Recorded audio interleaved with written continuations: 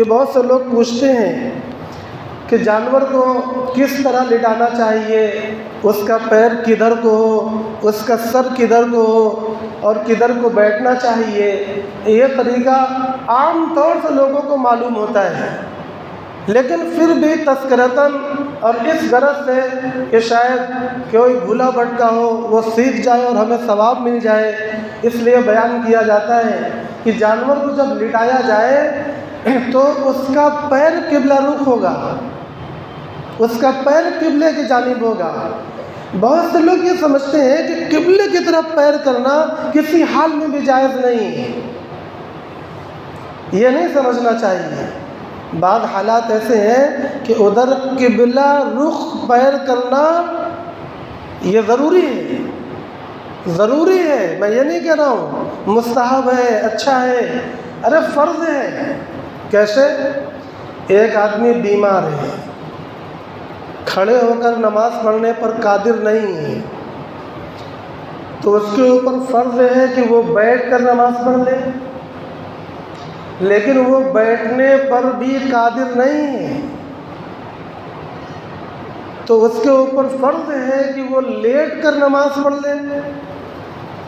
اب وہ لیٹ کر نماز پڑھنے لگا تو جو نماز کی تمام شرائط ہیں وہی شرائط اس کے ساتھ بھی ہوں گی، یعنی نماز کا وقت ہو چکا ہونا، پاکی کا حاصل ہو چکا ہونا، نیت کا کرنا اور قبلہ رخ کو ہونا، یہ تمام شرطیں اس کے ساتھ بھی ہوں گی۔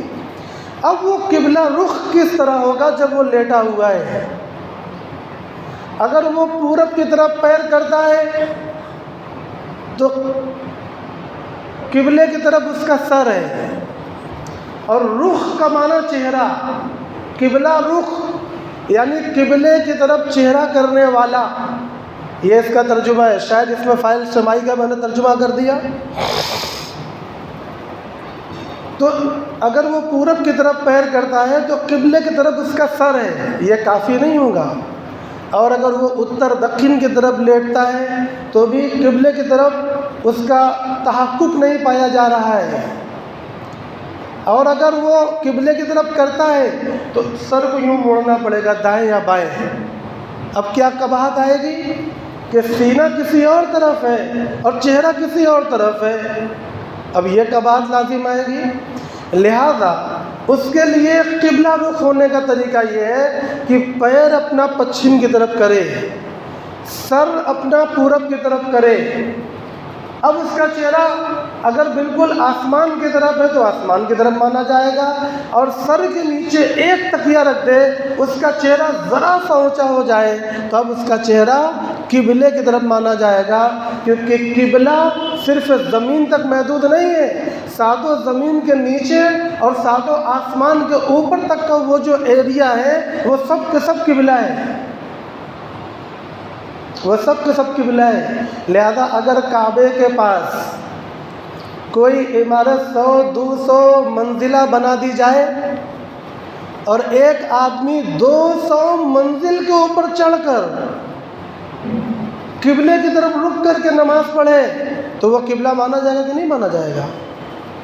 جبکہ آپ کہیں گے کہ وہ تو 200 پہاڑوں کے نیچے ہے، لیکن ہمارا ایمان، عقیدہ اور مسلمہ مسئلہ کیا ہے کہ قبلہ صرف اس عمارت کا نام نہیں ہے جو کیلنڈروں میں ہم دیکھتے ہیں، ہمیں تو ابھی تک جانے کی توفیق ہی نہیں، اس لیے کیلنڈر ہی میں دیکھتے ہیں۔ انشاءاللہ جلدی حاضری کی سعادت نصیب ہوگی ایسا لگ رہا ہے، آپ لوگ بھی دعا فرمائیں۔ تو وہ جو عمارت ہے وہ کعبہ ہے، وہ قبلہ نہیں ہے، قبلہ پاتال سے لے کر ثریا تک ہے۔ لہذا ایک بندہ جب لیٹے لیٹے اپنے چہرے کو ذرا سا کر لیتا ہے تو آپ خود سمجھیے کہ اگر اس کو ناپیں گے تو وہ قبلہ رخ ہو چکا ہے۔ اس صورت میں قبلے کی طرف پیر کرنا یہ ضروری ہے، یہ فرض ہوا۔ فرائض کو ادا کرنے کے لیے جو کام اختیار کیے جائیں گے وہ بھی فرض ہوں گے، لہذا اس طریقے سے لیٹنا اس کا فرض ہوا۔ اسی طرح ہم کہتے ہیں کہ کوئی انتقال کر جائے اب اس کو ابھی نہلانا ہے، اول تو یہ ہونا چاہیے کہ جو انتقال کر جائے اس کا سارا کام فوراً کرنا چاہیے، اس میں تاخیر مناسب نہیں۔ پہلی تعلیم تو یہ ہے، لیکن اس تعلیم کے خلاف بہت ہوتا ہے۔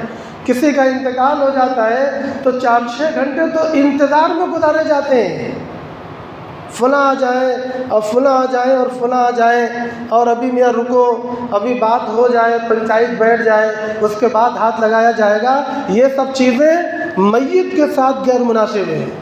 ادھر انتقال ہوا، ادھر تیاریاں شروع کریے، اس کے ساتھ جو آنے جانے والے لوگ ہیں ان کو اطلاع دیتے رہیے۔ جو وقت پر پہنچ گئے فبیہا و نعمت، اور جو نہیں پہنچے پھر بھی خیر ہے۔ ان کو یہ سمجھنا چاہیے میت کے کام میں کوئی تاخیر نہیں ہے۔ لہذا جب میت پڑ جاتی ہے تو اس کو کس طرح لٹائیں، اس میں سوال کھڑا ہوتا ہے۔ اب ہم دیکھیں کہ میت کا انتقال کس طرح ہوا۔ اگر وہ ہیئت مسنونہ، سونے کی ہیئت مسنونہ پر انتقال کیا تب تو کوئی مسئلہ نہیں ہے، یعنی داہنے کروٹ اور داہنے ہاتھ پر لیٹے لیٹے اس کی روح نکل گئی، تب تو اس کو ہم قبلہ رخ بڑی آسانی سے لٹا دیں گے۔ قبلہ رخ انہیں کرنے کا طریقہ وہی ہوگا جو سونے کا مسنون طریقہ ہوتا ہے۔ اور اگر وہ چت لیٹ کر انتقال کر گیا تو پھر اس کو قبلہ رخ کس طرح لٹائیں گے؟ اسی طرح کہ پورب کی طرف پیر کر دیا جاتا ہے اور پچھم کی طرف سر کر دیا جاتا ہے، اور سر کے نیچے ایک تکیہ رکھ دی جاتی ہے تاکہ ذرا سا اس کا چہرہ قبلے کی طرف ہو جائے تو قبلے کی طرف رخ متحقق ہو جائے گا۔ الٹا ہو گیا، پچھم کی طرف پیر کر دیا جائے اور پورب کی طرف سر کر دیا جائے اور سر کے نیچے تکیہ رکھ دیا جائے تو قبلے کی طرف رخ کرنا متحقق ہو گیا۔ یہ اس کا طریقہ ہے۔ دو مسئلہ نظیر کے طور پر پیش کرنے کے بعد آپ سمجھیے کہ بکرے یا جانور کو جب قربانی کے لیے لٹائیں گے تو اس کے لٹانے کا مسنون طریقہ یہ ہے کہ اس کا پیر بھی قبلے کی طرف ہو، اس پر کوئی اعتراض نہیں کر سکتا، اور سر دکن کی طرف کیا جائے گا، برخلاف ہمارے سونے کے۔ جب ہم سوتے ہیں تو ہمارا سر اتر کی طرف ہوتا ہے اور جانور کا دکن کی طرف کیا جائے گا، اور بیٹھنے والا اس کے پیچھے بیٹھے تاکہ اس کا رخ قبلے کی جانب ہو، اس کا رخ قبلے کی جانب ہو۔ اس کے بعد اپنا گھٹنا یا اپنا پیر رکھ کر جانور پر اپنا پورا بیلنس بنا کر مسنون طریقے پر ذبح کرے۔ مسنون طریقے پر ذبح کرنا اور ایک مکروہ طریقے پر ذبح کرنا، دونوں کو سمجھیے۔ مسنون طریقے پر ذبح کرنے کا معنی یہ ہے کہ چھری اچھی طرح تیار کر لی، پوری تیاری مکمل ہے، تیاری ناقص نہیں ہے۔ اگر چھری تیار نہیں ہے یا تیاری ناقص ہے، ایسی صورت میں قربانی کرنا یہ قرات سے خالی نہیں ہے، کیونکہ اس میں جانور کو جتنی تکلیف ہونا چاہیے اس سے زیادہ تکلیف ہم پہنچاتے ہیں۔ اور جو دعائیں بتلائی گئیں ان دعاؤں کو پہلے ہی پڑھ لینا، یہ نہیں کہ صاحب بیٹھے ہیں اور اب دعائیں پڑھ رہے ہیں، ان دعاؤں کو پہلے ہی پڑھ لینا اور نیت کر لینا، کیونکہ جو ذبح ہے یہ ذبح کبھی ہوتا ہے قربانی کے لیے، کبھی ذبح کیا جاتا ہے عقیقے کے لیے، کبھی ذبح کیا جاتا ہے ولیمے کے لیے، کبھی ذبح کیا جاتا ہے تجارت کے لیے، کبھی ذبح کیا جاتا ہے اپنی نظر اور منت کو پورا کرنے کے لیے۔ تو ذبح کی تو کئی قسمیں ہیں۔ آپ کیا کر رہے ہیں اس کی نیت کرنا کہ میں خالص اللہ کے لیے قربانی کرنے جا رہا ہوں، یہ نیت کرنا۔ مگر نہیں، ابھی اور چلیں، قربانی کرنے کے بعد جو دعا سکھلائی گئی اس دعا کو پڑھنا، اللہم تقبلہ منی کما تقبلت من حبیبک محمد وخلیلک ابراہیم علیہ الصلاۃ والسلام۔ منی اس وقت پڑھے گا آدمی جب وہ اپنی طرف سے قربانی کر یا کرا رہا ہے، دعا پڑھ رہا ہے۔ اور آپ جانتے ہیں کہ اگر جانور میں کئی لوگ شریک ہیں اور اس میں بھی شریک ہوں، میں اور میرے ساتھ 6 اور، تب دعا کس طرح پڑھی جائے گی؟ اللہم تقبل منی ومن فلاں و فلاں و فلاں و فلاں کما تقبلتا۔ اور اگر دعا پڑھنے والا ان 7 میں سے کوئی نہیں، الگ آدمی ہے، اس سے کہا جا رہا ہے کہ صاحب ہم بالکل دعا نہیں جانتے، آپ ہماری دعا پڑھ دیجئے، تب وہ منی نہیں کہے گا، کیونکہ منی کا معنی ہوتا ہے میری طرف سے۔ مگر میں ایک بات بتاؤں، یہ جو دوسروں سے دعا وغیرہ پڑھوانا ہے، یہ سب بیکار کے کام ہے، یہ تو فضول کے کام ہے۔ اگر دعا آپ کو عربی میں نہیں آتی تو اردو میں آتی ہے، اردو میں پڑھ لیجیے، سنت تب بھی ادا ہو جائے گی۔ کہیں یہ نہیں کہا گیا کہ دعا کا عربی کے الفاظ میں ہونا شرط ہے یا واجب ہے، اردو میں پڑھ لیجیے۔ اور اگر زبان بھی نہیں چلتی، دل میں سوچ لیجیے، نیت کر لیجیے، وہ دعا تب بھی ہو جائے گی۔ جیسے مثال کے طور پر میرے من میں ایک بات آئی کہ آج جمعہ ہے، لاؤ والد صاحب کے نام ایک رکوع پڑھ دیتا ہوں، اپنے استاد کے نام ایک سورت پڑھ دیتا ہوں۔ یہ میں نے سوچا، وضو کیا، قرآن اٹھایا اور ایک سورت پڑھ دی، قرآن کو رکھا، چلا گیا، کام میں لگ گیا۔ نہ زبان سے میں نے کوئی بات کہی، نہ ہاتھ اٹھا کر کوئی دعا کیا، تو اس پڑھنے کا ثواب اس کو پہنچے گا کہ نہیں پہنچے گا؟ انما الاعمال بالنیات، اعمال کا دار و مدار نیت پر ہے، اس کا ثواب پہنچنا یقینی ہے۔ ایسے ہی یہ دعائیں بھی ہیں، لہذا ادھر ادھر سے بلا کر پڑھوانے کی کوئی حاجت نہیں ہے۔ پہلے لوگ ایسا کرتے تھے، اس وجہ سے کرتے تھے کہ جانکاریاں بہت کم تھیں، اعمال کس طریقے سے ادا کیے جاتے ہیں ان کا طور طریقہ معلوم نہیں تھا، لہذا بہت سے لوگ اس میں لگے تھے، اور جن کو معلوم تھا وہ اطمینان کے ساتھ اپنا کام نکالتے تھے اور نکالتے ہیں۔ لہذا آج کی نئی نسل کو، نوجوانوں کو بھی یہ سیکھنا ہوگا کہ یہ جو دعائیں ہیں، اول تو ان کو پڑھیں، یہ اللہ کے رسول کے الفاظ ہیں، ان کے اندر برکت ہے، ان کے اندر خیر ہے، اللہ کے رسول کی تعلیم ہے، اس پر عمل کرنے کا نور ہے، بہت سے فوائد ہیں۔ لیکن کسی وجہ سے نہیں پڑھ سکتے تو اردو میں نیت کر لیں، دعا کر لیں، اور اس میں بھی معذور ہے تو نیت کر لیں، تب بھی کافی ہے۔ ایک بات اور ذہن میں آ رہی ہے کہ ذبح کرتے وقت بسم اللہ اللہ اکبر کہنا، اس کی بھی نیت کر لیں، چل جائے گا۔ اس کو زبان سے نہ ادا کریں اور کہیں کہ مولوی صاحب نے کہا تھا کہ سب کی نیت کر لیں، تو کیا قربانی متحقق ہو جائے گی؟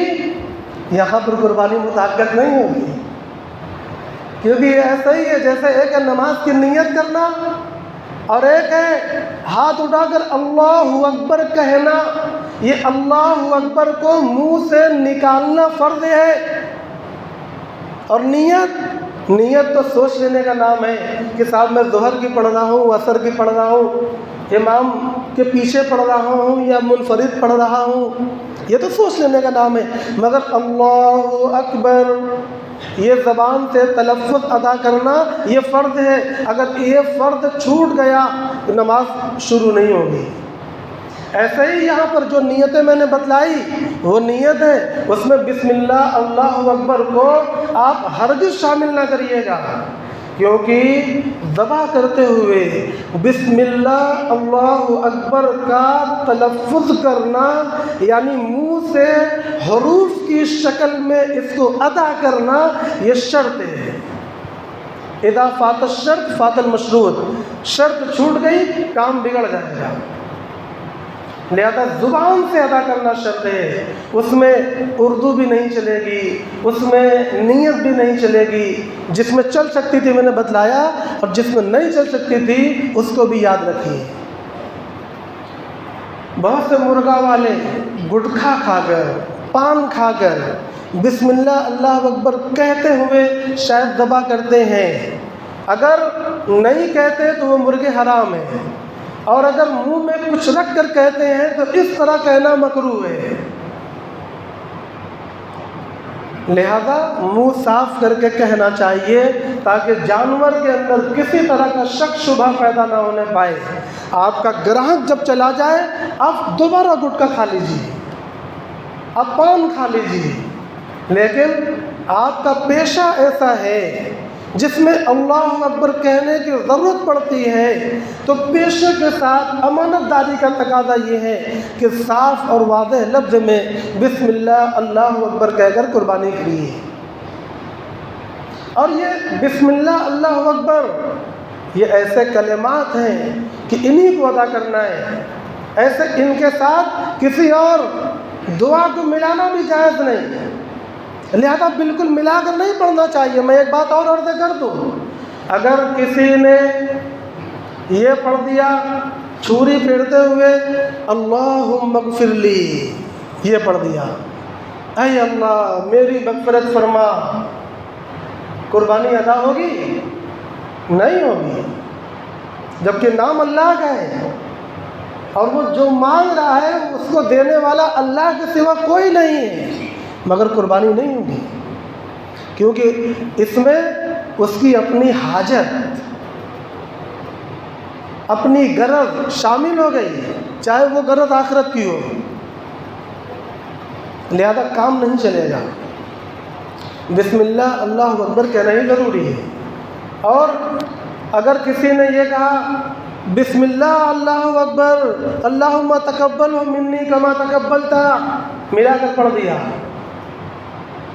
تو چونکہ بسم اللہ اللہ اکبر کہا ہے اس لیے ہم کہیں گے قربانی تو درست ہو گئی، مگر چونکہ ملا بھی دیا اس لیے ہم کہیں گے کہ تم نے بہت غلط کام کیا، تم نے قربانی تو کی مگر کراہت کے بغیر نہیں کر پائے، تم نے مکروہ عمل کرتے ہوئے قربانی کیا، اس لیے پہلے قربانی کر لو بسم اللہ اللہ اکبر کہہ کر، اس کے بعد وہاں سے ہٹو، اطمینان ہو جاؤ، اس کے بعد دعا پڑھنا ہے تو دعا پڑھو، اور دعا پڑھنا مسنون ہے۔ یہ طریقے ہیں، یہ قربانی کے طریقوں کو بتایا جا رہا ہے۔ اور کیا طریقے ہیں جن کو ہمیں سمجھنا چاہیے کہ قربانی کے اندر کچھ چیزیں مکروہ ہیں، مثلا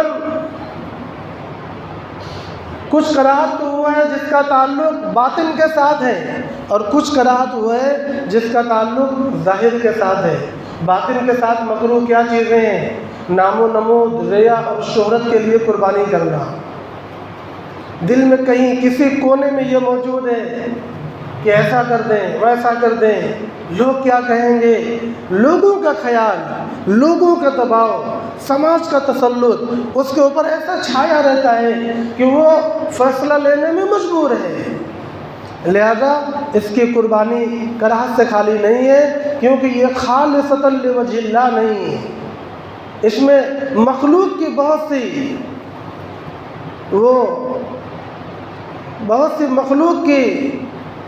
مخلوق کی وہ پوری کرنا ہے، کیا بولیں گے، خوشنودی، لوگوں کی خوشنودی کے پیش نظر بہت سا کام یہ کر رہا ہے، لہذا اس کی قربانی کراہت سے خالی نہیں ہے۔ جانوروں کو لڑانا، قربانی کے جانوروں کو لڑانا، قربانی کے جانوروں کو پامال کرنا، یہ سب مکروہ ہے۔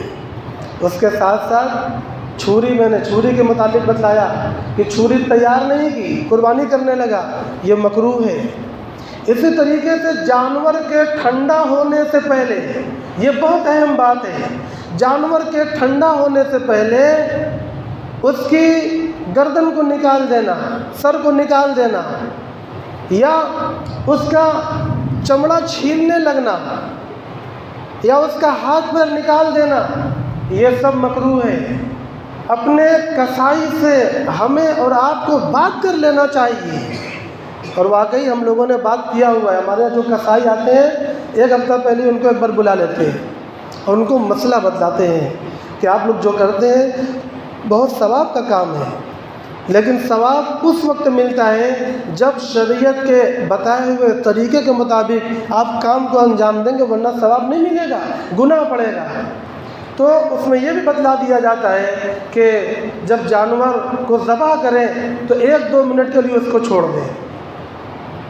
جب اس کا خون بہہ جائے گا تو وہ فوراً انتقال کر جائے گا۔ اب جب وہ ٹھنڈا ہو گیا، اب اس کے بعد جو عمل کرنا ہے کریے، لیکن ٹھنڈا ہونے سے پہلے اس کے کھال کو کھینچ لینا، اس کے ہاتھ پیر کو نکال لینا یا اس کی گردن کو نکال لینا، یہ مکروہ ہے، یہ گناہ کا کام ہے۔ کرنے والا اور کرانے والا دونوں گناہ کے مستحق ہیں، لہذا نہ کریں اور نہ کرنے دیں، اس سے بچیں اور بچائیں، دونوں چیزیں ضروری ہیں۔ اسی طریقے سے بھینس یا بھینسے کی قربانی میں یہ دیکھا جاتا ہے کہ وہ صاحب بڑا شور شرابے کے ساتھ قربانی ہوتی ہے، اور کتنی رگ کٹی کتنی رگ نہیں کٹی کسی چیز کا دھیان نہیں دیا جاتا ہے عموماً، اور فوراً کسائی چھری کو لے کر یہاں کوچ کر اندر کچھ پھاڑ دیتا ہے، اس کے بعد بہت جلدی خون نکل جاتا ہے اور جانور ٹھنڈا ہو جاتا ہے۔ یہ عمل کیا ہے؟ یہ عمل سراسر مکروہ ہے۔ خون کا بہانا شگ رگ کے ذریعے سے کیا جائے گا، نہ کہ دل چیر کر، وہ چھری دل تک پہنچا کر اس کو چیر دیتے ہیں، لہذا یا کوئی رگ ہوگی جس کو چیر دیتے ہیں، یہ عمل جائز نہیں ہے۔ قربانی آپ نے کر دیا، اب 1 منٹ 2 منٹ جتنی دیر اس کو ٹھنڈا ہونے میں لگ سکتی ہے اس کو لگنے دیجیے، آپ بھی ذرا اطمینان کر لیجیے۔ جب وہ ٹھنڈا ہو جائے اب آپ کو جو رگ پھاڑنا ہے، جہاں چاقو چھرا پہنچانا ہے پہنچائیے، اب کوئی بھی چیز مکروہ نہیں ہے۔ ان کراہت سے بچنا بھی ضروری ہے۔ آخری بات یہ ہے کہ قربانی کے اوقات متعین ہیں۔ شہریوں کے لیے نماز دوگانہ کے بعد، اور جہاں بقرعید کی عید کی نماز نہیں ہوتی وہاں کوئی مسئلہ نہیں ہے، وہاں صبح صادق ہوئی بس قربانی شروع، لوگ فجر پڑھ کے آئے قربانی کرتے، کوئی حرج نہیں ہے، فجر پڑھنے سے پہلے قربانی کرتے، صبح صادق ہو چکی ہے تو بھی ہو جائے گی۔ لیکن جن جگہوں پر عید بقرعید کی نماز ہوتی ہے وہاں پر عید بقرعید کی نماز کا ہونا شرط ہے، لہذا حدیث شریف میں آتا ہے کہ اگر کسی نے نماز سے پہلے قربانی کر دی تو اس کو دوسری قربانی کرنا پڑے گا۔ لیکن ایک جگہ بھی شہر میں قربانی ہو جائے، نماز ہو جائے، ایک جگہ بھی نماز ہو جائے آس پاس میں آپ کے، تو قربانی کی جا سکتی ہے، چاہے آپ نے نماز پڑھاؤ چاہے آپ نے نماز نہ پڑھاؤ، آپ بعد میں جا کر پڑھ سکتے ہیں۔ یہ سب مسائل ہیں، مگر یہ مسائل وہ نہیں ہیں جو بہت ضروری ہیں کہ بھائی ہم کب قربانی کریں۔ عام طور سے یہی ہوتا ہے کہ آدمی اطمینان کے ساتھ نماز پڑھ کر آتا ہے اور اس کے بعد قربانی کے عمل کو انجام دیتا ہے۔ اچھے جانور خریدیں، صاف ستھرے، عیوب سے پاک ہوں۔ اگر عیب ذرا سا بھی بڑھ گئے تو ہو سکتا ہے قربانی درست نہ ہو، اور اگر عیب بالکل برابر پائے گئے تو ہو سکتا ہے مکروہ ہو۔ اس لیے کوشش یہ کریں کہ عیب دار نہ ہو۔ ہاں معمولی سا عیب، بہت معمولی سا عیب، یعنی 10%، 15%، 5%، یہ معمولی سا عیب، اس میں کوئی حرج نہیں ہے، اس جانور کو عیب دار نہیں مانا جائے گا۔ قربانی یہ نہایت اونچا عمل ہے۔ اللہ تبارک و تعالی زمین پر قربانی کے جانور کے خون کے گرنے سے پہلے اللہ تبارک و تعالی اس کو قبول فرما لیتے ہیں، اس کا بڑا بھاری اجر ہے۔ قیامت کے دن قربانی کا جو ثواب ہوگا وہ صرف جانور کا نہیں ہوگا، ان کے جتنے بال ہوں گے، ان کے جتنے اون ہوں گے، ان کے کھر، ان کے وہ مادے جو پھینک دیے جاتے ہیں، ان مادوں کا بھی آپ کو ثواب دیا جائے گا۔ اس لیے اللہ کے نبی نے فرمایا فَطَيِّبُوا بِهَا نَفْسًا، خوب خوش دلی کے ساتھ اس کی قربانی کیا کرو۔ قربانی کی رسی، قربانی کے چمڑے صدقے کر دینا چاہیے، استعمال کر سکتے ہیں مگر بیچ نہیں سکتے، یا تو آپ استعمال کریں کوئی حرج نہیں ہے، رسی بھی چمڑا بھی، یا اس کو صدقہ کر دیں، اس کو بیچ دیں گے اگر تو قیمت کو صدقہ کرنا واجب ہوگا۔ یہی حکم بیت المال کا بھی ہے۔ بیت المال، اسپتال، ادارے جو چمڑوں کو لیتے ہیں، ان چمڑوں کو بیچتے ہیں، بیچنے کے بعد جو رقم حاصل ہوگی اس سے مسجد نہیں بنوا سکتے، اس سے اسپتال نہیں بنوا سکتے، اور اس سے تنخواہ نہیں دے سکتے۔